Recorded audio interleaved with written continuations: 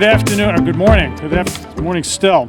All right, so we are, this is an event that we've been waiting to do for a while. Mike Gomes just reminded me that what really kicked off this project was a study that we commissioned a few years ago about public safety facilities, and done by a company called Facets. And one of the recommendations in that report was to consolidate the two South End fire stations. And of course, when you look at our facilities from stem to stern, from Sasquin Pond all the way down to Fort Tabor, we've got among the oldest public safety facilities in the state. But today we're very proud to announce that we are building the first public safety facility certainly of this type, either a fire station or a police station, since the 1950s. The last fire station built in the city was Station 5 in the far north end. That was built in 1956, and the North End Police Station was built in, someone correct me if I'm wrong, Paul, but in the either early 60s or late 50s. Yeah. So it's a long time in coming, and the city shouldn't wait this long to reinvest in themselves, but we are reinvesting in ourselves in a really big way, in a very proud way. There's a lot to be said today, and I'll go through the details, but this is a real mark of the city's deciding to raise the bar for itself, to really to build a first-rate public safety facility and a very important part of the city. And it's a reflection also of our commitment to doing very well that which government must do well, which is to maintain the safety of our neighborhoods, to maintain the well-being of our residents. Let me tell you, so today, just to preview today's event, we're going to have members of the City Council here to speak. City Council President Morad is here, and all the City Councilors, Ward 6 Councilor Joe Lopes, Debbie Coelho, all have been huge supporters of this project. In addition, we'll also have the department heads who are going to be working in one way or the other who've worked to get this thing off the ground and who are going to be working to implement it. And then we'll have a few words from Richard Marks, the project coordinator on the project. But let me tell you a little bit about the project itself. So this is, and you should all take a look at, if you haven't seen it already, the construction signs that depict the overall design. It's quite a facility. It'll have 4 bays, and it'll fill this footprint more or less right here. Is that me? Take that. Yeah, please. All right. That's what you put vibrate on for, Joe. Put it over there first. Oh, all right. And when you got Notice, 3 of them. by the way, this is a mark of Councilor Lopes' importance. He has not 1, not 2, but 3 cell phones, right? So we're in the footprint right here. So this is going to be a big facility. It is going to face down Brock Ave in the general direction of Cove Road, and we're angled over here on Ruth Street. But then it's going to have 4 bays that empty onto Brock Ave directly. It's a great place to deploy fire apparatuses from throughout the South End, all the way down the peninsula and all through the neighborhoods at the base of the peninsula, and all the way up to the downtown and across parts of the waterfront. So a really strategic place to deploy from. As a police station also, it's in an important place because it's obviously in a very densely populated neighborhood. The Ruth Street neighborhood is right there. It's very visible, and I think that visibility will give residents comfort about the police presence in this neighborhood as well. So both important operational aspects of the police and fire department are reflected in the site location as well. There's a tremendous efficiency that will be achieved by the construction of the building. So this will consolidate both Stations 11, which is right over here, and Station 6, which is tucked back on Purchase Street. That one was built in 1882. Station 6 was. and Station 11 is much newer than that, 1907. It's a mere 112 years old. Both terrific buildings, but both past their prime. We're both set up for an era in which fire apparatuses were propelled by teams of horses. Safe to say, it's been a while since the fire department has operated that way, and this is really an effort in part to keep up with the times. Same thing with the police station on Cove Street. That was originally a city library, and in the 60s, the police department moved in there when the new library was built. But it was built it was not built for police work. It was built as a library named after Mayor Harriman. Now we're going to be getting out of that building as well. We're going to be getting out of two other buildings, emergency management services, headed up by Brian Obriga.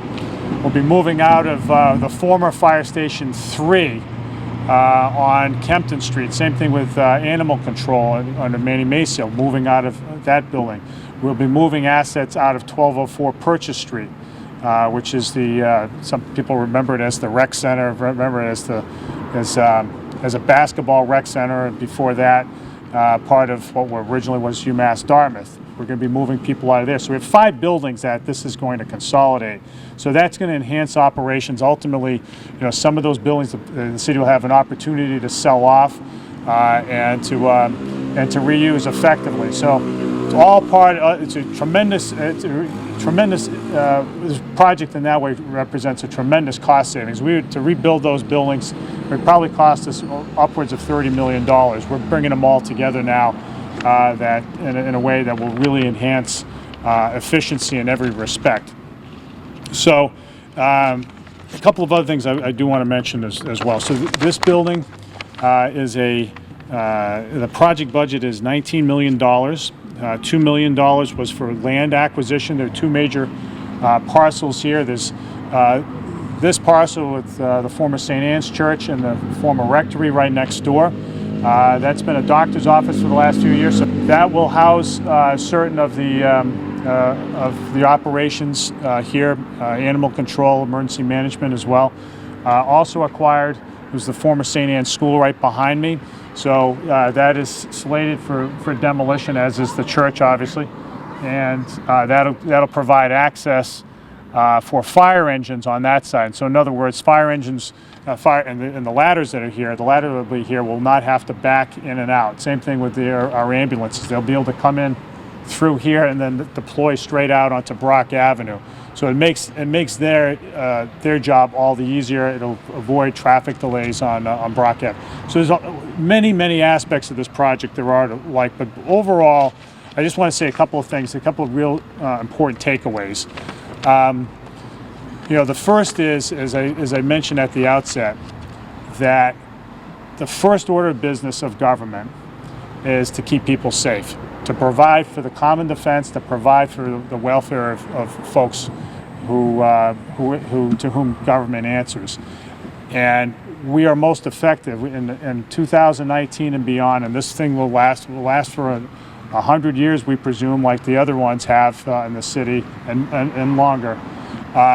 It's meant to be a mainstay of public safety in this part of the city in ways that are suitable for the threats at this point in our history. In 2019, firefighters have to get on site very quickly. They can do that from here. Police have to make their presence felt in a very visible way. They can do that here. Emergency management has to get ambulances deployed to the right places. They can do that from here. And you'll hear this from Chief Gomes and from Deputy Chief Oliveira, this will have modern equipment. It will be modern in many respects, and they'll go into some detail on that because I think it's a big part of the story. But what people should know is this is going to make our fire department, our police department, our EMS, our emergency services, animal control, all the more effective, and that's what our residents deserve. The other thing I'll say about this project, the other big takeaway is its close proximity to this neighborhood. The Roost Street neighborhood has suffered for many decades, especially after St. Anne's Church closed over 2 decades ago. It had become less stable, although in the last few years it has certainly become more stable and more safe. This will work very well. This project will work very well to be an anchor for the neighborhood, and a neighborhood that needs that kind of anchor. We've been pleased with the public safety progress here. It's a much safer place, and the connection to a lot of the other investments that we've made on the peninsula, the Harbor Walk, the Cove Walk, and the Jacobs School, and a number of other things. But this will really solidify, and I'm really excited for the residents of the Ruth Street neighborhood that they can have a first-rate facility like this, so that they know that when in need they can turn to the police or turn to fire or EMS, as the case may be. That's what they deserve, and so this is and I know the neighborhood is really excited about this project. Celine Sareva, who's doubling now as the Cove Street neighborhood leader, in addition to Clark's Point, was instrumental in making sure it landed here. As well as Loretta Burke, who was on the building committee as well. Both of them really pushed very hard to have this here, particularly because of the effect that it would have on the neighborhood. So I really want to thank you, Celine, and obviously in absentia, our good friend Loretta, who worked so hard for this place. A lot of folks to thank. One other thing too, I would. Ted Galante, I guess, couldn't make it here today, but he's a first-rate architect and has had award-winning buildings, public safety buildings throughout the Northeast, and he's the architect on this project. Great design matters a lot in cities, and this is an example. Take a look at the project. It isn't just another red brick building. It is done in a way that harkens the design of the church, that pays homage to New Bedford's mill history, that is, in addition to being functional, is presented in a way, presents to Brock Ave in particular, but the whole neighborhood, as a place that we can all respect and care for in the long run, and that's what our city deserves. We don't just throw up, buildings and just let them function.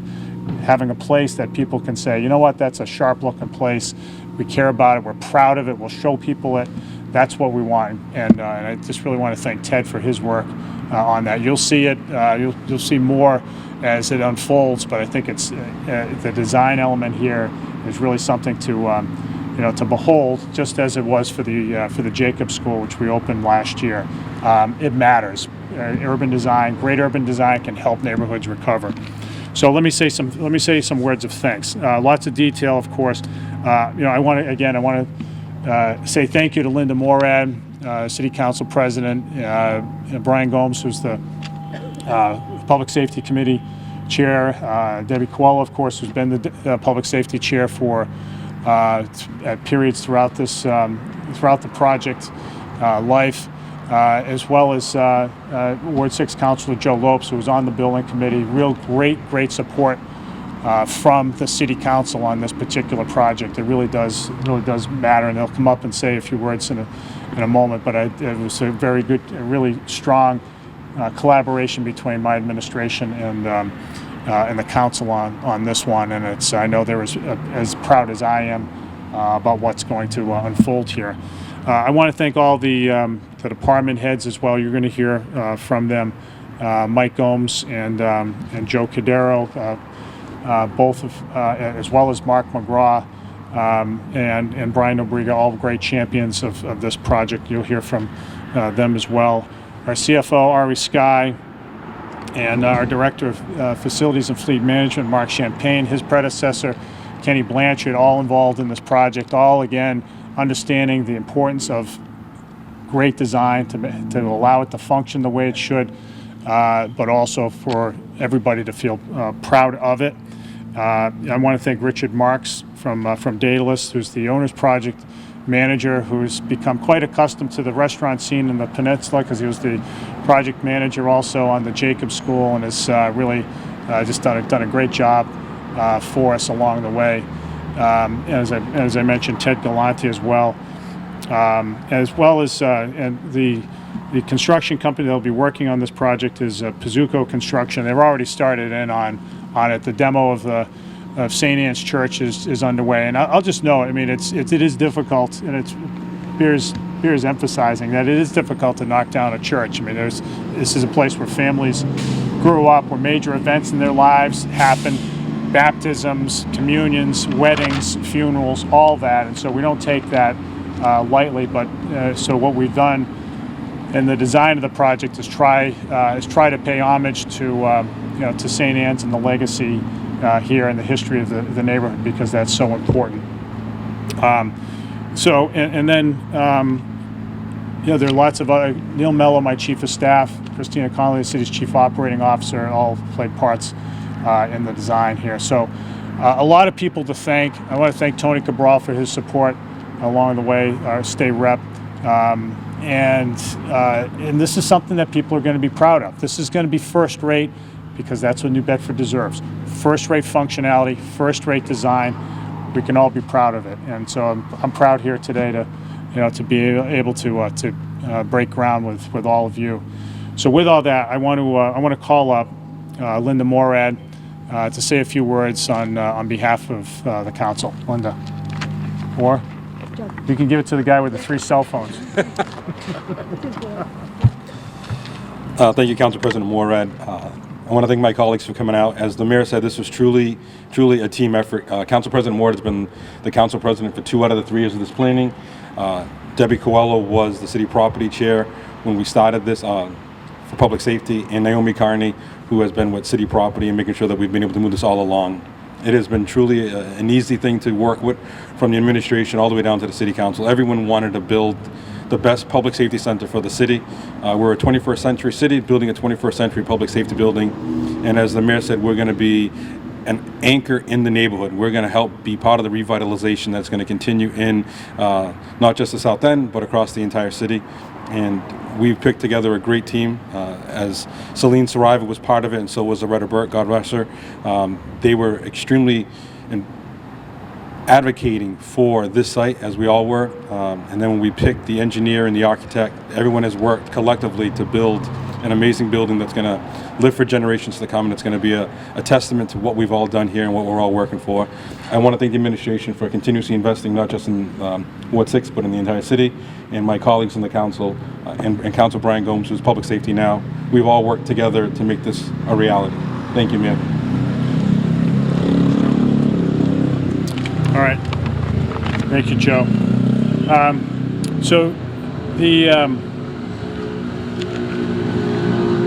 I want to call up each of the department heads, because I think it's important for everybody to know their role in the project, but also so that they can convey why this is such an important building and what it means functionally for their departments.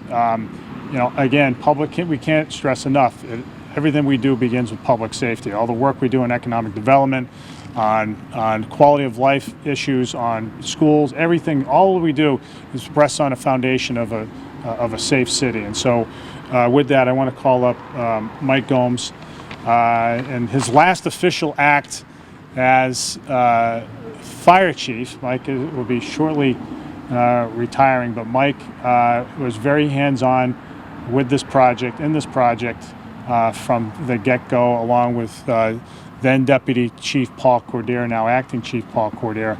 And I really want to thank them for their hard work on it. I want to thank Mike for all of his, take this occasion to thank Mike for all of his hard work in leading the department over the last several years. And this is a great way for him to culminate his long and esteemed career in the fire department. Mike.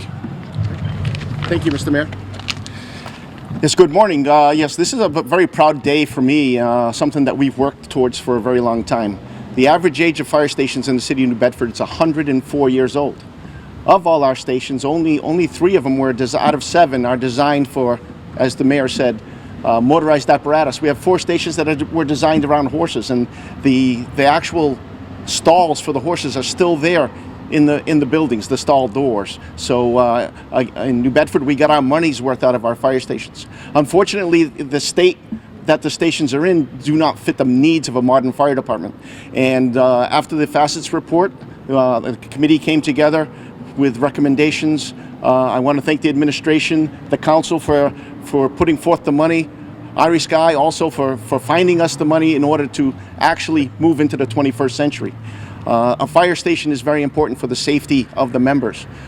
All of our stations, we have to pull into the traffic, stop the traffic in order to get the trucks back into the station. This location, we won't have to do that. This station will have, we've looked at best practices around the state in order to come up with a design that has the safety of our members foremost in its design. The fact that living spaces are separated from the floors. We have a decontamination path through the building, that anything that comes in dirty from being at a fire goes through decontamination and works its way and gets cleaner and cleaner as we get to the living spaces. So again, this design is really, at least the fire department side of it, is about the safety of the members, and it's something that our members deserve. And I hope this is only the first in a number as we go forward to ensure that we look out for the safety of our members that look out for us every single day. This is a combination station, police and fire. In urban centers, you don't see that very often, okay? And that goes to show the close working relationship that there is between the police and the fire department here in the city, and that Chief Cordero and myself have worked very hard to foster that relationship going forward. So this is a very proud day for me. Again, it's the capstone on my career. There was a 4-year planning process to get here. A lot of kicking and screaming from me, and I apologize, but I have shamelessly fought for the fire department every single step of the way. That was my job, and I did it with abandon at times. I apologize anyone that I offended, but it was my job to look after my people. And again, I'm very proud of the fact that going forward, we're going to have something that we can all be proud of. And thank you very much. All right, thanks, Mike. All right, thank you, Mike. So as Chief Gomes mentioned, Chief Joe Cordero also was very involved in this, and it is a different arrangement than the city has had in the past. I don't know whether at any point in the city's history there's been a combined facility, certainly not like this one.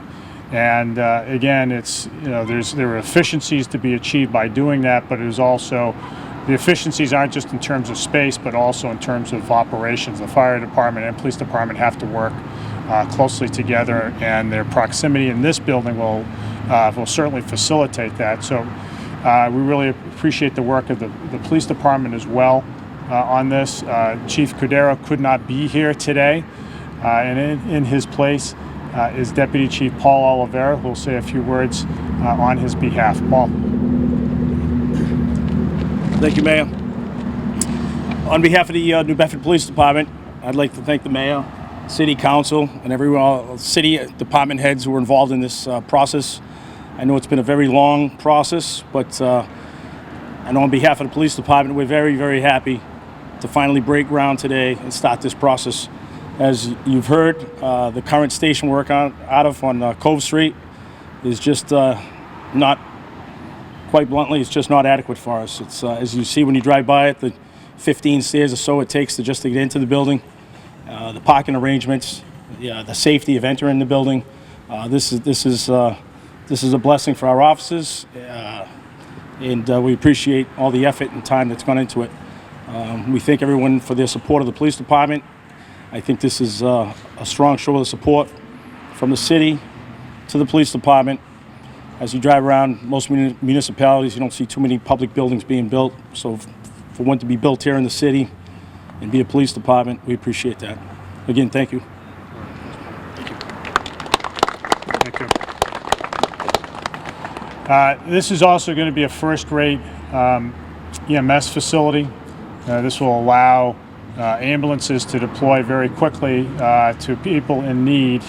And we're very proud, again, that this facility is going to offer opportunities for integration of efforts that are unique, certainly unique to New Bedford. And the work of our EMS department is very significant. They have an enormous call volume, and what this building will do is allow us to remove barriers in their way to being effective, and to provide them with the tools to be even more effective still. So I want to thank the work of Mark McGraw, the chief of EMS, for all of his work in the design of this building and his input. And on his behalf today is Deputy Chief Mike Thomas. Mike. Thank you, Mayor. I just want to say we're all very excited about the new public safety building. It's been a long time coming. As Chief Gomes stated, we have those same issues coming in and coming out of the fire station since we work out of those stations. It's going to be easy access to the highway for our ambulances to get the calls quicker and just actually get back faster. We just want to thank everybody, Mayor, CFO, City Council, DFFM, and Fire Chief and Fire Police. And thanks again. Thank you. All right, thanks, Mike. And last, again, another department that will play a really key role here, and that's emergency management, which is headed up by Brian Nobriga. And this is a good spot for emergency management to be. I mean, it's no secret here that although emergency management prepares for every conceivable eventuality that the city might face, we do get lots of storms, and the storms have obviously a disproportionate impact in this particular part of the city. And so having easy eyes-on developments here will, I think, facilitate Brian's work and his department's work. And I'll just ask him to come on up and say a few words. Thank you, Mayor. I'm going to echo what Chief Gomes says. It's going to be a great feeling, and part of my job is to get EMS, fire, and police all on the same page, especially in the time of a disaster. I have animal control that's in my building. We're going to be in how old's my building, Chief? Probably at least 60 years old, if not older, right?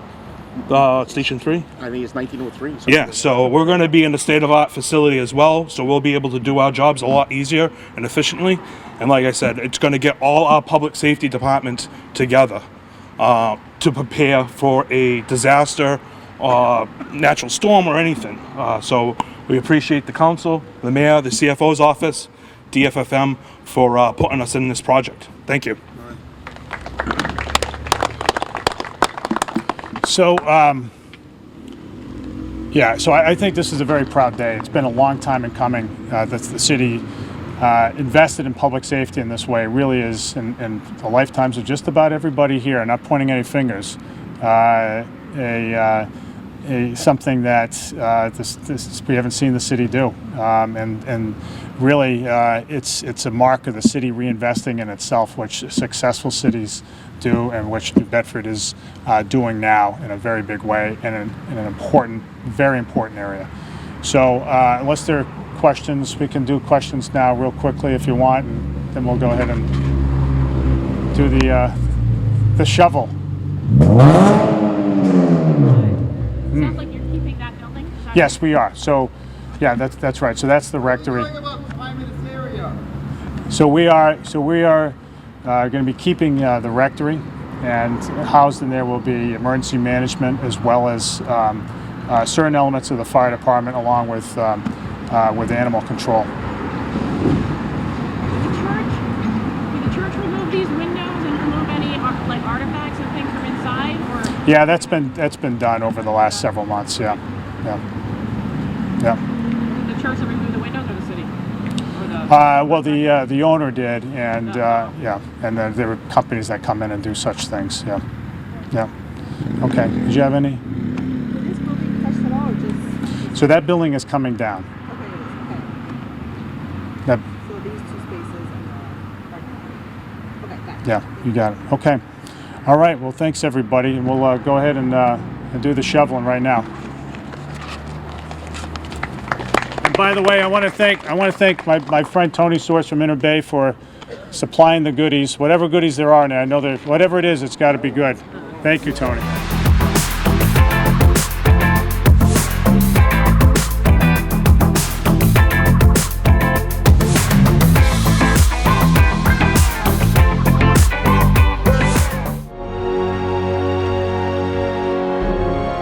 It takes a village to help somebody get their diploma. Changes your whole life. Find free adult education classes near you at finishyourdiploma.org.